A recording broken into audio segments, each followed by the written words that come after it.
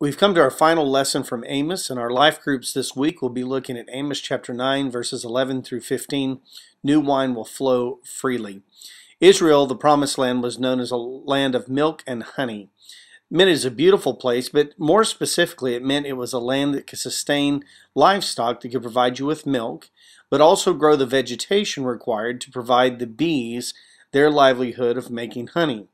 Of course, the vineyards, the wineries, all throughout the land of Israel are quite often used by God for analogies. From Elat in the southern part, beautiful resort area, to the northern part where Caesarea Philippi is, to the Dead Sea and some of the natural wonders around there. Israel's just a beautiful place. And yes, they have some high desert country that is in and of itself beautiful and fascinating to study, the underground cities and the caves.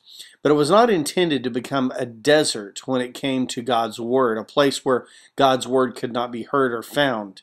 So God chooses to leave the people listening to Amos with this last word of hope, this last word of renewal and restoral, an oracle of hope.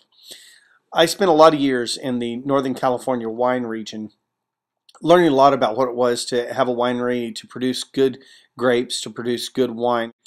If you travel around and look at the wineries, you begin to realize that wine symbolizes more than just something to drink. Wine really symbolizes the abundance of a land, the abundance of a people.